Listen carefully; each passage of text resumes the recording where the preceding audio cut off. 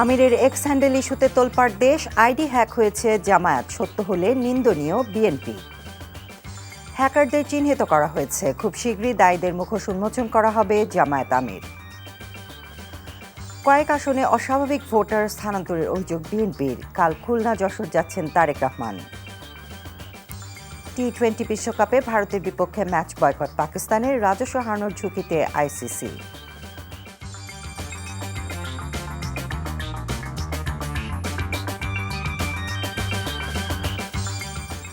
আসসালামু আলাইকুম, ফারহানা জামান টিউলিপ স্বাগত জানাচ্ছি এনটিভির রাতের খবরে।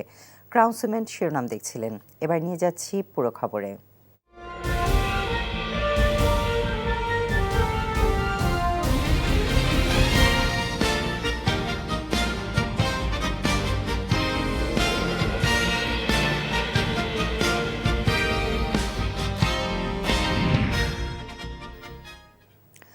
জামায়াতে ইসলামের আমির ডাক্তার শফিকুর রহমানের সামাজিক যোগাযোগ মাধ্যম এক্স হ্যান্ডেল অ্যাকাউন্ট হ্যাক করা হয়েছে বলে দাবি করেছেন দলটির প্রচার ও মিডিয়া বিভাগের প্রধান এহসানুল মাহবুব জুবায়ের। ষড়যন্ত্রমূলকভাবে বঙ্গভবনের ওয়েবসাইট ব্যবহার করে এটি করা হয়েছে বলে জানিয়েছে জামায়াত। এদিকে বিএনপি বলছে, নারীদের সম্পর্কে জামায়াত আমিরের মন্তব্য যদি সত্য হয়ে থাকে তবে তা দুঃখজনক ও নিন্দনীয়। এছাড়া এই ঘটনায় ঢাকা বিশ্ববিদ্যালয় ক্যাম্পাসে মিছিল করেছে জাতীয়তাবাদী ছাত্রদল। ওবায়দুল্লাহ মামুনের রিপোর্ট। শনিবার বিকেল 4:37 জামায়াত ইসলামীর আমির ডাক্তার শফিকুর রহমানের ভেরিফাইড এক্স হ্যান্ডেল থেকে একটি পোস্ট ছড়িয়ে পড়ে সামাজিক যোগাযোগ মাধ্যমে। 4:55 বিষয়টি নজরে আসার সাথে সাথে অ্যাকাউন্ট উদ্ধার করার চেষ্টায় নামে জামায়াতের প্রচার ও মিডিয়া সেল। পরবর্তীতে রাতেই আমিরের পক্ষে একটি সাধারণ ডায়েরি দায়ের করে দলটি। বিষয়টি নিয়ে সামাজিক যোগাযোগ মাধ্যমে ব্যাপক বিতর্ক ছড়িয়ে পড়ে। রোববার দুপুরে মগবাজারে দলের কেন্দ্রীয় কার্যালয়ে জরুরি সংবাদ সম্মেলন করে নিজেদের অবস্থান তুলে ধরে জামায়াত। তারা অভিযোগ করেন, পরিকল্পিতভাবে একটি দল আমিরের পেজটি হ্যাক করেছে, যা বঙ্গভবনের একটি ওয়েবসাইটের ইমেইলের মাধ্যমে হ্যাক করা হয়েছে। এই যে আইডিটা হ্যাক হয়েছে সেখানে আমাদের কেন্দ্রীয় যে মেইল অ্যাড্রেসটা জামাত ইসলামী সেখানে এসেছে। সেই মেইল অ্যাড্রেসটা আমরা সার্চ দিয়ে, আপনি এখনো যদি সার্চ দেন তাহলে ওয়েবসাইটে গিয়ে, সরকারের ওয়েবসাইটে গিয়ে দেখবেন যে সেই মেইল অ্যাড্রেসটা আছে এবং সেটার সাথে সাথে ওই ব্যক্তির পরিচয়, ওখানে নাম সহ পরিচয় দেওয়া আছে। নারীদেরকে বিভ্রান্ত করার জন্য একদল লোক চক্রান্ত এবং ষড়যন্ত্রমূলকভাবে এই সাইবার অ্যাটাকটা করেছেন। আমরা আপনাদের সামনে স্পষ্ট করেছি যে আমরা এটা বোঝার পরপরই, জানার পরপরই আমাদের এই সংশ্লিষ্ট যে টিম তারা কি স্টেপগুলো নিয়েছেন, আমরা পরবর্তী স্টেপগুলো নেব ইনশাল্লাহ, সেটা আপনাদেরকে জানাবো।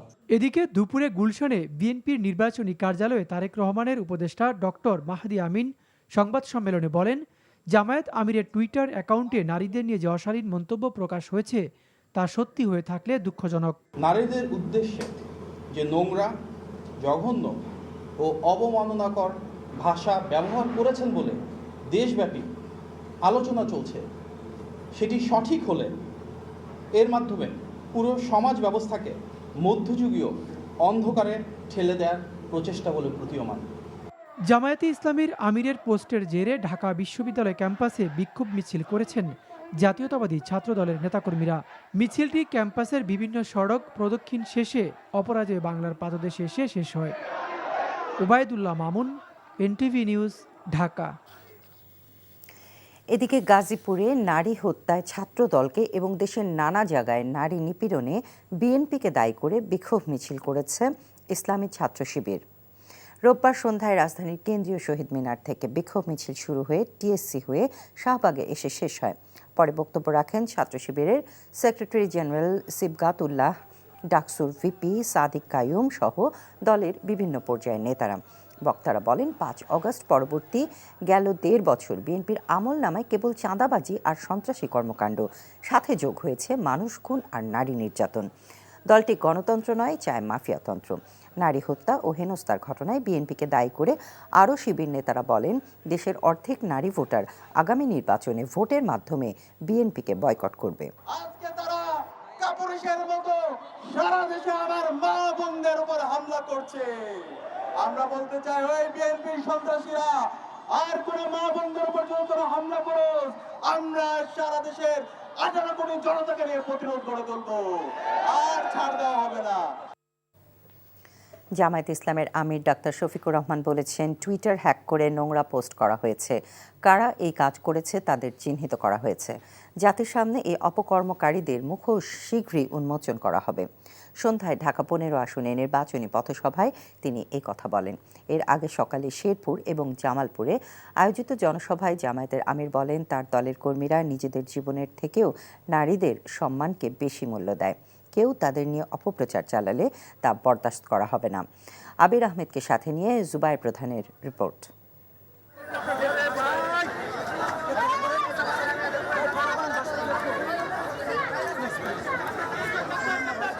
ত্রয়োদশ জাতীয় সংসদ নির্বাচনের বাকি আর মাত্র 10 দিন। নির্বাচনকে কেন্দ্র করে বিরতিহীন প্রচারণায় জামাত আমির ডাক্তার শফিকুর রহমান। বিভিন্ন জেলা ঘুরে জামাত আমিরের এই গণসংযোগ তার নিজ সংসদীয় আসন ঢাকা 15-এর 22 টেকি এলাকায়। এরপর তিনি যান ইব্রাহিমপুর এবং পীরের বাগে। সেখানে ভোটারদের সাথে কুশল বিনিময় করেন। আলাদা পথসভায় জামাত আমির বলেন, নারীরা পূর্ণ সম্মান নিয়ে থাকবে এমন বাংলাদেশ গড়তে চায় তার দল। গত রাতে আমার টুইটার অ্যাকাউন্ট হ্যাক করে নোংরা একটা পোস্ট কোন একটা বিপদগামী দিয়ে বসেছে, আর এইটা নিয়ে কিছু মানুষ হই হই রই রই শুরু করে দিছে। হ্যাঁ, আমরা ডাকাত ধরে ফেলেছি। কোন জায়গা থেকে এটা করা হয়েছে এটা আমরা চিহ্নিত করে ফেলেছি। ইতিমধ্যে জাতির সামনে আমরা উন্মুক্ত করে দিয়েছি। একদম ফকফকা উজ্জ্বলভাবে আমরা জাতির সামনে এটা তুলে ধরব। মনে রাখবেন, হাসিনার মতো ফ্যাসিস্টকে পরোয়া করি না, অন্য কোনো ফ্যাসিস্টকে পরোয়া করার কোনো প্রশ্নই উঠে। এখনো যারা সন্ত্রাস করে, চাঁদাবাজি করে, ওদের হাতে আর দেশ যাবে না ইনশাল্লাহ। সারা বাংলাদেশে এখন জোয়ার শুরু হয়েছে। সেই দুয়ারে একদল লোকবিত সন্ত্রস্ত হয়ে এখন কি করবে এটা খুঁজে পাচ্ছে না। আজকে মিথ্যাচার, মিথ্যা প্রপাগান্ডা, এখানে হামলা ওখানে হামলা, এবং আমার একজন সহকর্মীকে শেরপুরে 4 দিন আগে খুন করা হয়েছে, আপনারা জানেন। আমি আজকে সেখানে গিয়েছিলাম, তার কচি বাচ্চাকে যখন তুলে নিয়েছে আমার বুকে মুখে কোনো ভাষা ছিল না। এরা কত বেপরোয়া, একটা ক্ষমতার জন্য পাগল হয়ে গেছে।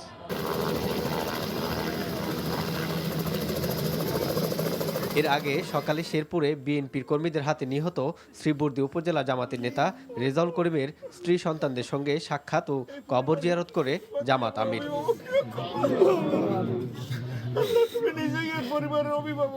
পরে তিনি শেরপুর পৌর পার্ক মাঠে আয়োজিত নির্বাচনী সমাবেশে যোগ দেন। বলেন, একটি দল জামাতকে বিতর্কিত করার জন্য তার এক্স আইডি হ্যাক করে অপপ্রচার চালিয়েছে। আমার টুইটার, যেটাকে এখন এক্স বলা হয়, এই অ্যাকাউন্ট হ্যাক করে এখন থেকে ধরেন 15 ঘন্টা আগে অত্যন্ত বাজে, অরুচিকর, কুরুচিপূর্ণ মাদেরকে নিয়ে একটা বক্তব্য দিয়ে দিছে আমারটা হ্যাক করে। একটা দল দেখলাম যে হই হই রই রই করে মিছিল শুরু করে দিছে। যারা মাদেরকে সম্মান করতে জানে না তারা এখন মিছিল শুরু করে দিল। মানে এই কাজ কে করেছে? ঠাকুর ঘরে কে রে? আমি কলা খাই না।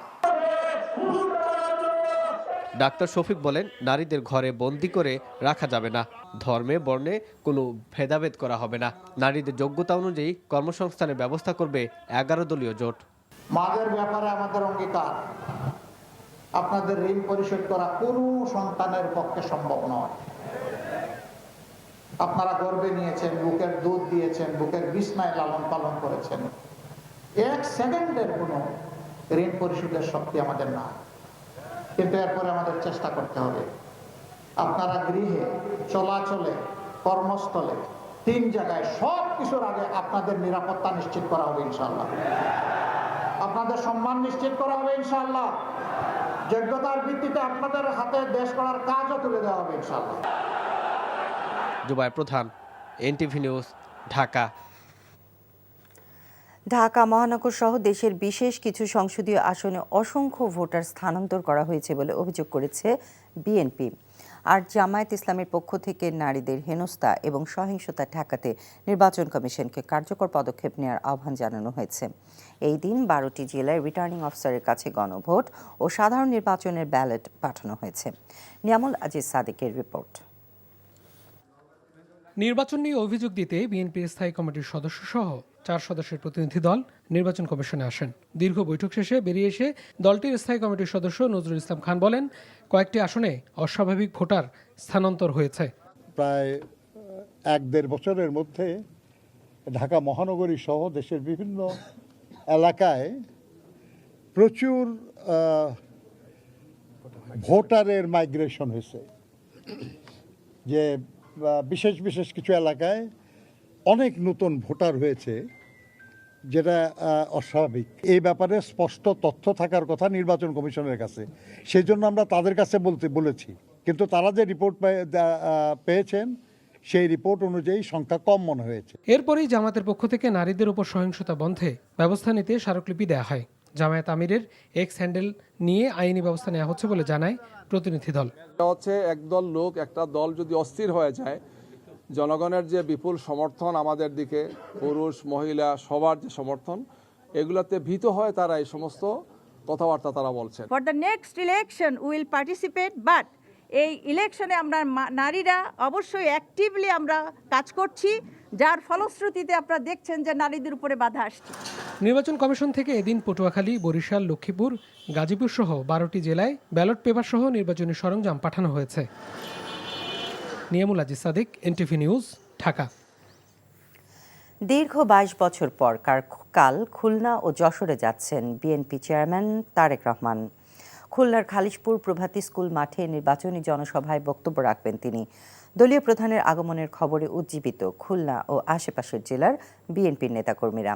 এরপর যশোরের জনসভায় যোগদান করবেন তারেক রহমান। ইমরুল কায়েসের ডেস্ক রিপোর্ট। খুলনার খালিশপুর প্রভাতী স্কুল মাঠ পরিদর্শন করেছেন স্থানীয় নেতারা। সোমবার এই মাঠেই বিএনপি চেয়ারম্যান তারেক রহমান নেতাকর্মী আর সাধারণ মানুষের উদ্দেশ্যে বক্তব্য দিবেন। দীর্ঘ 22 বছর পর খুলনায় তারেক রহমানের আগমনের খবরে উচ্ছ্বসিত সাধারণ নেতাকর্মীরা। অপেক্ষায় আছেন দলীয় প্রধানকে সামনে থেকে দেখার আর জনগণের জন্য তার পরিকল্পনা সম্পর্কে জানার। সেই পরিকল্পনা শুনে এবং সেটা অনুধাবন করে আগামীর বাংলাদেশ গড়ার জন্য সমগ্র খুলনার তরুণ ও যুব সমাজকে নিয়ে আমরা কাজ করব। অত্যন্ত আনন্দিত এবং মানে উদ্গ্রীব হয়ে আছে কতক্ষণে আমরা তার দেখা পাবো। 2 তারিখে আমরা খুলনাবাসী সকলেই যারা আছি জেলা মহানগরে সবাই ঈদের একটা আমেজ পাচ্ছি। তারেক রহমানের আগমন ঘিরে সব ধরনের প্রস্তুতির কথা জানালেন কেন্দ্রীয় ও মহানগর বিএনপি নেতারা। বলছেন বিএনপি ও তার অঙ্গ সংগঠনের নেতাকর্মীদের মধ্যে উৎসবের আমেজ তৈরি হয়েছে। স্মরণকালে সবচেয়ে বেশি জনসমাগমের জন্য দলের সকলেই কাজ করছেন। বিএনপি নতুন পরিকল্পনা নিয়ে নেমেছে দেশকে একটি বৈষম্যহীন, শোষণহীন বাংলাদেশ গড়ে তোলার জন্য, এবং সেই কারণেই আমাদের নেতা যখন এখানে আসবেন আমরা মনে করি লক্ষ লক্ষ লোকের সমাবেশ হবে। আমরাও খুবই আনন্দিত যে আমাদেরকে উনি নিজে হাতে পরিচয় করে দেবেন এবং খুলনার সমস্যা নিয়ে উনি কাজ করছেন। সমস্যার সমাধানের জন্য উনি ওনার আগামী দিনের কর্মপরিকল্পনা খুলনায় উনি প্রকাশ করবেন। নির্বাচনী সমাবেশে বিএনপি চেয়ারম্যান তারেক রহমান খুলনা, বাগেরহাট ও সাতক্ষীরার দলীয় প্রার্থীদের পরিচয় করিয়ে দিয়ে তাদের হাতে ধানের শীষের প্রতীক তুলে দেবেন। খুলনার সমাবেশ শেষে তারেক রহমান যশোর উপশহর কলেজ মাঠে আরও একটি জনসভায় বক্তব্য রাখবেন। তার আগমনের খবরে সমাবেশস্থল পরিদর্শন করেছে স্থানীয় নেতারা। বেগম খালেদা জিয়ার সন্তানকে কেন্দ্র করে সারা বাংলাদেশে যে আবেগ, সেই আবেগের বাইরে যশোরবাসী নয়, সেই আবেগ নিশ্চয়ই তাকে ছুঁয়ে যাবে ইনশাআল্লাহ। Imrul Kayes, NTV news desk.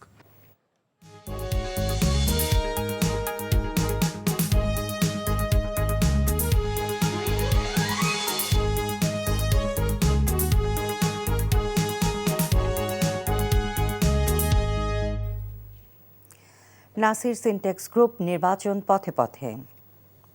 প্রতিকূল পরিবেশের মধ্য দিয়ে নির্বাচনী প্রচারণা চালিয়ে যেতে হচ্ছে বলে অভিযোগ করেছেন এনসিপির আহ্বায়ক ও ঢাকা 11 আসনে 11 দলীয় জোট সমর্থিত প্রার্থী নাহিদ ইসলাম। রোববার রাজধানীর ভাটারা ও বাড্ডা এলাকায় গণসংযোগকালে এমন অভিযোগ করেন তিনি। শেরপুরে জামায়াতের এক নেতাকে হত্যার কথা জানিয়ে নাহিদ বলেন, তাদের প্রার্থী ও কর্মীদের আঘাত করা হচ্ছে, তবে স্বতঃস্ফূর্তভাবে ভোট দিয়ে জনগণ সুষ্ঠু নির্বাচনের জন্য নিজেরাই ভোট কেন্দ্র পাহারা দেবে বলেও উল্লেখ করেন তিনি। এছাড়া নির্বাচন সুষ্ঠুভাবে হলে জয়ের ব্যাপারেও আশা প্রকাশ করেন তিনি। এ সময় শাপলা প্রতীকে ভোট চেয়ে সংস্কারের পক্ষে সবাইকে গণভোটে হ্যাঁ জয়যুক্ত করার আহ্বান জানান এনসিপির আহ্বায়ক নাহিদ ইসলাম। আমাদের প্রার্থীদেরকে আঘাত করা হচ্ছে, আমাদের কর্মীদেরকে আঘাত করা হচ্ছে, শেরপুরে একজনকে হত্যা করা হয়েছে। তো এরপরে আর বলার প্রয়োজন নেই যে লেভেল প্লেইং ফিল্ড কি আছে বা নাই। এই প্রতিকূল পরিবেশের মধ্যে দিয়ে আমাদেরকে এই প্রচারণা কার্যক্রম চালিয়ে যেতে হচ্ছে এবং আমরা ইনশাল্লাহ তারপরও আমরা আশাবাদী, কারণ মানুষ এবার সুষ্ঠু নির্বাচনের জন্য কাজ করবে এবং আমরা আশা করি যে ইলেকশনের দিন মানুষ নিজেই তার ভোটও দিবে এবং ভোট কেন্দ্র পাহারাও দিবে। নির্বাচন ঘনিয়ে আসায় দম ফেলার যেন সময় নেই প্রার্থীদের। নাওয়া খাওয়া ভুলে বিরামহীন প্রচারণা চালাচ্ছেন তারা। ভোটারদের কাছে বলছেন নিজেদের পরিকল্পনার কথা, তবে ভোটাররা বলছেন সৎ যোগ্য ব্যক্তিকেই তারা নির্বাচিত করবেন। বিস্তারিত জীবন আহমেদের ডেস্ক রিপোর্টে। ঠাকুরগাঁও 1 আসনে বিএনপির প্রার্থী মির্জা ফখরুল ইসলাম আলমগীর সদর উপজেলার মোহাম্মদপুর ইউনিয়নের কাজীপাড়া এলাকায় গণসংযোগ করেছেন। একজন ভোটারের কাছ থেকে মাটির একটি ব্যাংক পেয়ে আবেগ আপ্লুত হয়ে পড়েন মির্জা ফখরুল। এ সময় তিনি অভিযোগ করেন একটি দল মিথ্যা তথ্য দিয়ে জনগণকে বিভ্রান্ত করার চেষ্টা করছে। সরকারটাকে ঠিক নির্বাচন করতে না পারি, সঠিক লোকটাকে যদি ভোট দিতে না পারি, তাহলে আমাদের কোনো কাজ হবে না। ভোটের দিন বা ভোটের সময় বা অন্য সময় কখনো কোনো যোগ হবে না। আমরা সেটা শক্ত হাতেই দমন করব। সিরাজগঞ্জ 6 আসনে এনসিপির প্রার্থী সাইফ মোস্তাফিজের পক্ষে গণসংযোগে অংশ নেন জাতীয় নাগরিক পার্টির মুখপাত্র আসিফ মাহমুদ সজীব ভুইয়া। একটা দল যারা নিজেদেরকে জাতীয়তাবাদের পতাকাধারী বলে, তারা লন্ডন থেকে, আমেরিকা থেকে, বিভিন্ন জায়গা থেকে আসা অতিথি পাখিদেরকে মনোনয়ন দিচ্ছে। কক্সবাজার 1 আসনে বিএনপির প্রার্থী সালাউদ্দিন আহমেদ চকরিয়া উপজেলার পশ্চিম বড় ভেউলা মানিকপাড়া এলাকায় স্থানীয় বিএনপি আয়োজিত পথসভায় যোগ দেন। তিনি বলেন, এদেশের স্বাধীনতা যারা বিশ্বাস করেনি তারাই ধর্মের ভিত্তিতে রাজনৈতিক বিভাজন করতে চায়। স্বাধীনতায় যারা বিশ্বাস করেনি তারা ধর্মের ভিত্তিতে রাজনৈতিক বিভাজন করতে চায়। এদেশের মানুষ এটা চায় না। আমরা সবাই বাংলাদেশি পরিচয়ে পরিচিত। খুলনার ডুমুরিয়া উপজেলার মাগুরঘোনা ইউনিয়নে গণসংযোগ করেন 5 আসনে জামায়াতের প্রার্থী মিয়া গোলাম পরোয়ার। আর 4 আসনে বিএনপির প্রার্থী আজিজুল বারী হেলাল তেরোখাদা স্কুল মাঠে জনগণের মুখোমুখি অনুষ্ঠানে যোগ দেন। রুখে দাঁড়াতে কুমিল্লা 4 আসনে এনসিপির প্রার্থী হাসনাত আবদুল্লাহ হা ভোটের পক্ষে ব্যাপক প্রচারণা চালিয়েছেন। নরসিংদী 1 আসনে বিএনপির প্রার্থী খায়রুল কবির খোকন সদর উপজেলার বিভিন্ন স্থানে গণসংযোগ ও উঠান বৈঠকে যোগ দেন। নওগাঁ 1 আসনে বিএনপির প্রার্থী মোস্তাফিজুর রহমান উপজেলার সরাইগাছি মাঠের জনসভায় যোগ দেন। এছাড়া শরীয়তপুর, লক্ষ্মীপুর, ঝালকাঠি, নাটোর, কুষ্টিয়া, মোংলা সহ সারা দেশে গণসংযোগে ব্যস্ত সময় পার করছেন প্রার্থীরা। জীবন আহমেদ, এনটিভি নিউজ ডেস্ক। জাতীয় নাগরিক পার্টি এনসিপির মুখপাত্র আসিফ মাহমুদ সজীব ভুইয়া বলেছেন, 11 দলীয় জোট ক্ষমতায় এলে তিস্তা মহাপরিকল্পনা বাস্তবায়ন করা হবে। রোববার রাতে রংপুরের কাউনিয়া বালিকা উচ্চ বিদ্যালয় মাঠে আয়োজিত এনসিপির নির্বাচনী পদযাত্রায় আসিফ মাহমুদ সজীব ভুইয়া বলেন, পাশের একটি দেশের গোলামির কারণে একটি দল তিস্তার ন্যায্য হিস্সা পায়নি এই দেশের মানুষ। এ সময় এনসিপির দক্ষিণাঞ্চলের মুখ্য সংগঠক হাসনাত আবদুল্লাহ বলেছেন, 12 তারিখ আনুষ্ঠানিকভাবে মৃত জাতীয় পার্টির জানাজা সম্পন্ন হবে। সমাপনী বক্তব্যে রংপুর 4 আসনের প্রার্থী আক্তার হোসেন আধিপত্যবাদকে রুখে দিতে সবাইকে শাপলা কলিতে ভোট দেওয়ার আহ্বান জানান। এর আগে আসিফ মাহমুদ সজীব ভুইয়া এনসিপি নেতৃবৃন্দ রংপুরের পীরগঞ্জের বাবুনপুর গ্রামে শহীদ আবু সাইদের কবর জিয়ারত করেন। তিস্তাকে নিয়ে পরিকল্পনার অভাব। ইনশাআল্লাহ যদি 11 দল সরকার গঠন করে, যদি শাপলাকলি মার্কা জিতে আসে, আমরা তিস্তা সমস্যার সমাধানে সবার প্রথমে ব্যবস্থা গ্রহণ করব। পঞ্চগড়ের 2টি আসনেই প্রচারণা ঘিরে বাড়ছে নির্বাচনী উত্তাপ। সমীকরণ মেলাতে ভোটারদের দাঁড়ে দাঁড়ে ঘুরছেন প্রার্থী ও তাদের সমর্থকরা। দিচ্ছেন সীমান্তে চোরাচালান বন্ধ, কৃষিপণ্যের ন্যায্য মূল্য নিশ্চিত করার প্রতিশ্রুতি। রাজনীতির মাঠে পরস্পরের বিরুদ্ধে হুমকি ধামকির পাশাপাশি আচরণবিধি লঙ্ঘন নিয়েও রয়েছে প্রার্থীদের পাল্টাপাল্টি অভিযোগ। সাজ্জাতুর রহমান সাজ্জাদকে সাথে নিয়ে জুবায়ের প্রধানের রিপোর্ট, ছবি তুলেছেন ফরিদ আহমেদ ভুইয়া। দেশের সবথেকে উত্তরের সীমান্ত ঘেঁষা জেলা পঞ্চগড়। তেঁতুলিয়া থেকে হিমালয় দর্শন, সুবিশাল চা বাগান আর প্রাকৃতিক নৈসর্গিক সৌন্দর্যের লীলাভূমি পঞ্চগড়। উত্তরাঞ্চলে বাণিজ্যিকভাবে চা উৎপাদনের জেলাও এই পঞ্চগড়। করতোয়া মহানন্দার তীর ঘেঁষা এই জেলার 2টি আসন মিলিয়ে মোট ভোটার 8,71,525 জন, যেখানে তরুণরা হবে নির্বাচনের মূল ফ্যাক্টর। কৃষিভিত্তিক অর্থনীতির এই জনপদে ভোটারদের বড় অংশই কৃষক। স্থানীয়দের প্রধান দাবি কৃষিপণ্যের ন্যায্য মূল্য, কর্মসংস্থান সৃষ্টি এবং যোগাযোগ ব্যবস্থার উন্নয়ন। যিনারা নির্বাচিত হবেন তিনারা সংসদে গিয়ে অবশ্যই কৃষকের কথা বলবেন। পঞ্চগড়ে সাধারণ মানুষের পাশে ছিল এমন প্রার্থীকেই আমি অবশ্যই পঞ্চগড়ে ভোট দিব। ফ্যাসিবাদী নির্বাচন কাঠামোয় 2008 সাল থেকে জেলার 2টি আসনই ছিল আওয়ামী লীগের দখলে। 5 আগস্ট পরবর্তী বাস্তবতায় বদলেছে রাজনৈতিক প্রেক্ষাপট। পঞ্চগড় সদর, তেঁতুলিয়া ও আটোয়ারী উপজেলা নিয়ে পঞ্চগড় 1 সংসদীয় আসন। বিএনপির স্থায়ী কমিটির সদস্য ব্যারিস্টার জমিরুদ্দিন সরকারের পরিবর্তে নির্বাচন করছেন তার ছেলে ব্যারিস্টার নওশাদ জমির। আর বিপরীতে এই আসন থেকে লড়ছেন জুলাই গণঅভ্যুত্থান থেকে উঠে আসা তরুণ নেতৃত্ব সার্জিস আলম। যে কৃষক ভোক্তা প্রত্যেকেই যেন কোনো সিন্ডিকেট দ্বারা শোষণের শিকার না হয়। পঞ্চগড়টা বাংলাদেশ সহ এই 4টা দেশের একটা সেন্টার হতে পারে, হাব হতে পারে। আমরা সেই জায়গায় কাজ করব। বেকারত্ব দূর হয় সেটার ব্যাপারে আমরা চেষ্টা করার জন্য কারিগরি শিক্ষা থেকে আরম্ভ করে ভাষা শিক্ষা, আইটি বা কম্পিউটারের যে শিক্ষাগুলো সেগুলোর ব্যাপারে চেষ্টা করব, যাতে আমাদের ছেলেমেয়েরা নিজেরা উদ্যোক্তা হতে পারে। বোদা এবং দেবীগঞ্জ উপজেলা নিয়ে পঞ্চগড় 2 সংসদীয় আসন। আসনটিতে স্বতন্ত্র সহ বিভিন্ন দলের 8 জন প্রার্থী থাকলেও মূল প্রতিদ্বন্দ্বিতা হওয়ার আভাস বিএনপি এবং জামায়াতের প্রার্থীর মধ্যে। প্রচারণা ঘিরে এরই মধ্যে শুরু হয়েছে পাল্টাপাল্টি নানা অভিযোগ। আমাদের যারা সনাতন ধর্মী আছেন তাদেরকে তারা বিভিন্নভাবে হুমকি দেওয়া শুরু করেছেন, এবং শুধু হুমকি নয়, তারা 12 তারিখের পরে দেখে নেবেন। অনেককে এও বলেছেন যে তাদেরকে ভোট না দিয়ে তারা এদেশে থাকতেও দিবেন না। চ্যালেঞ্জ দিয়ে গেলাম, হিন্দু ভাই আপনি একটা প্রমাণ দিন যে হুমকি দিচ্ছি, তাহলে আমি ভোট চাবো না কারো কাছে। কারণ যারা চোর সবাই ভাবে ও চোর। একে অপরের প্রতি পাল্টাপাল্টি নানা অভিযোগ থাকলেও তাদের অঙ্গীকার নির্বাচনে বিজয়ী হলে সীমান্তে চোরাচালান বন্ধের পাশাপাশি পিছিয়ে পড়া এই অঞ্চলকে এগিয়ে নেবেন তারা। উত্তরাঞ্চলের মানুষের জীবনমানের উন্নয়ন, কর্মসংস্থান সৃষ্টি এবং সীমান্তের নিরাপত্তা জোরদারের দাবি উঠে আসে পঞ্চগড়ের ভোটারদের কণ্ঠে। জুবায়ের প্রধান, এনটিভি নিউজ, পঞ্চগড়। আগামী 12 ফেব্রুয়ারি ত্রয়োদশ জাতীয় সংসদ নির্বাচনে 55% বেশি ভোট পড়বে বলে মনে করেন পররাষ্ট্র উপদেষ্টা মোহাম্মদ তৌহিদ হোসেন। রাজধানীর একটি হোটেলে ডিপ্লোম্যাটিক করেসপন্ডেন্টস অ্যাসোসিয়েশন ডি-ক্যাবের নির্বাচন উপলক্ষে এক প্রশিক্ষণ কর্মশালার সমাপনীতে তিনি কথা বলেন।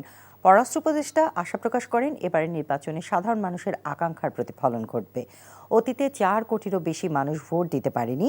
দেশের আভ্যন্তরীণ বিষয়ে বিদেশি কূটনীতিকদের কথা বলার পেছনে সমাজের বড় একটা অংশের দায় রয়েছে বলে মন্তব্য করেন তিনি। কিছু অস্থিরতা আছে, কিছু অস্থিরতা থাকবে, এক একজন এক একভাবে জাজ করবে, সেটাকে আমাদের বিবেচনায় নিলে চলবে না। আমরা আমাদের মতো করে যেভাবে এগোচ্ছি নির্বাচনের দিকে যাব, নির্বাচন হবে। নির্বাচনকালীন সহিংসতা নিয়ে আমরা নিজেদেরও উদ্বেগ আছে, আমরা সেটা সমাধান করার চেষ্টা করছি। প্রতি নির্বাচনে কিছু মানুষ ভোট দিতে না, এবার কি কিছু বেশি ভোট দিতে না যাবে কিনা এটা আমি বলতে পারবো না। তবে 1991 নির্বাচনে 55% ভোট পড়েছিল, আমার তো মনে হচ্ছে বেশি ভোট পড়বে এবার। বীমা উন্নয়ন ও নিয়ন্ত্রণ কর্তৃপক্ষের আয়োজনে অনুষ্ঠিত হল IDRA ইন্স্যুরেন্স এক্সেলেন্স অ্যাওয়ার্ড 2025। বৃহস্পতিবার সন্ধ্যায় রাজধানীর প্যান প্যাসিফিক হোটেল সোনারগাঁওয়ে এটি অনুষ্ঠিত হয়। এতে প্রধান অতিথি ছিলেন প্রধান উপদেষ্টার বিশেষ সহকারী ডক্টর আনিসুজ্জামান চৌধুরী। বিশেষ অতিথি ছিলেন আর্থিক বিভাগের সচিব জনাব নাজমা মোবারক। এ সময় আরও উপস্থিত ছিলেন বাংলাদেশ ইন্স্যুরেন্স অ্যাসোসিয়েশনের first vice president Adiba Ahmed এবং বাংলাদেশ ইন্স্যুরেন্স ফোরামের সভাপতি জনাব BM ইউসুফ আলী। অনুষ্ঠানে IDRA সদস্য মোহাম্মদ ফজলুল হকের স্বাগত বক্তব্যের পর প্রামাণ্য চিত্র প্রদর্শন ও অ্যাওয়ার্ড প্রদান করা হয়।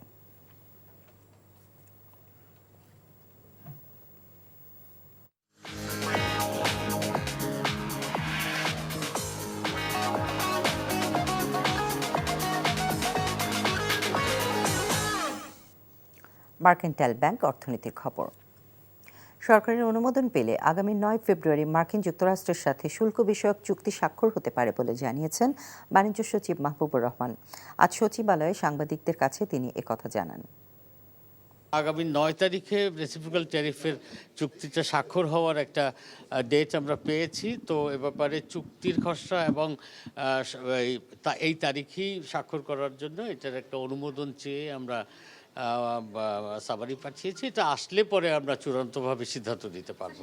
রেসিপ্রোকাল ট্যারিফের বর্তমান আমাদের যে রেটটা সেটা হলো 20%, এবং অন্য অন্য দেশেও এরকম কয়েকটা দেশে এই পার্সেন্টেজ আছে, অনেক কিছু দেশ অনেক বেশিও আছে। তা আমরা আশা করছি যে মানে হয়তো কিছু কমতেও পারে। এখন মাত্র 3 দিনেই শুরু করা যাবে নতুন ব্যবসা। এই সময়ে পাওয়া যাবে কোম্পানির নামের ছাড়পত্র, ব্যাংক অ্যাকাউন্ট ও ট্রেড লাইসেন্স, যা আগে দিনের পর দিন অপেক্ষা করতে হতো। আর এসব করা যাবে সরকারের পোর্টাল বাংলা বিজার মাধ্যমে। বিকেলে রাজধানীর আগারগাঁওয়ে বিনিয়োগ উন্নয়ন কর্তৃপক্ষ বিডা সম্মেলন কেন্দ্রে পোর্টালটির উদ্বোধন করেন প্রধান উপদেষ্টার বিশেষ দূত লুৎফে সিদ্দিকী। অনুষ্ঠানে জানানো হয় বাংলা বিজের এক পোর্টালেই পাওয়া যাবে ব্যবসা বাণিজ্যের সব সেবা। এতে নিবন্ধন করে মিলবে পরিবেশ ছাড়পত্র, ভ্যাট ও ফায়ার লাইসেন্সের মতো 20টিরও বেশি জরুরি সেবা। এ সময় বিডার চেয়ারম্যান চৌধুরী আশিক মাহমুদ বিন হারুন জানান, ব্যবসা সহজ করার নতুন গন্তব্য বাংলা বিজ পোর্টাল, যা দেশি বিদেশি বিনিয়োগ বৃদ্ধিতে সহায়তা করবে। আর লুৎফে সিদ্দিকী বলেন, সরকারি সেবা অফলাইন থেকে অনলাইনে আনা বাংলা বিজ একটি বড় পদক্ষেপ।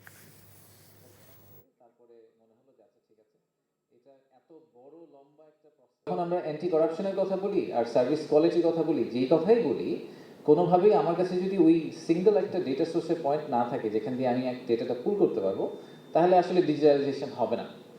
তো এই জায়গাটাকে আমাদের যেতেই হবে। তো এই জায়গাটা যাওয়ার রাস্তাটা, এই জার্নিটা শুরু হলো। সরকার যেখানে বাধা দেয়, যেখানে একটা ফ্রিকশন তৈরি করে, সেখান থেকে কীভাবে আমরা সরে যেতে পারি, এটা হলো সেটার একটা উদ্যোগ। পেপার ওয়ার্কের মাধ্যমে কিছু একটা করতে হতো, যদি 4-5 দিন সময় লাগতো, তারপর অফলাইনে টাকা আদান প্রদান করতে হতো। এগুলো যদি এখন একটা অনলাইনের মধ্যে চলে আসে, তাহলে অনেক প্রচুর সময় বেঁচে যায়। চট্টগ্রামকে ক্রীড়া নগরী হিসেবে সম্মিলিত উদ্যোগের আহ্বান জানিয়েছেন বাংলাদেশ ক্রিকেট দলের সাবেক অধিনায়ক তামিম ইকবাল। বন্দর নগরীতে future of sports in Chattogram শীর্ষক আলোচনা শেষে এ আহ্বান জানান দেশসেরা এই ওপেনার। অক্সফোর্ড ইন্টারন্যাশনাল স্কুলে বার্ষিক ক্রীড়া প্রতিযোগিতা অনুষ্ঠিত হয়েছে।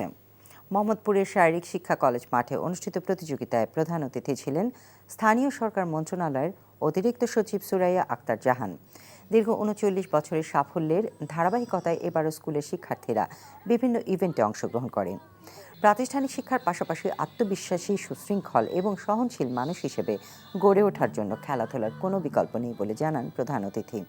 শেষে বিভিন্ন ইভেন্টে বিজয়ীদের মাঝে পুরস্কার বিতরণ করা হয়।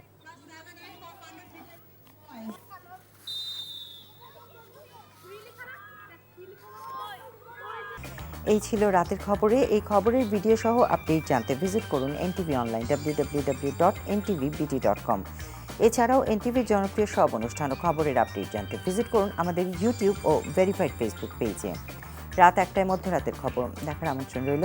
ধন্যবাদ সবাইকে। শুভরাত্রি।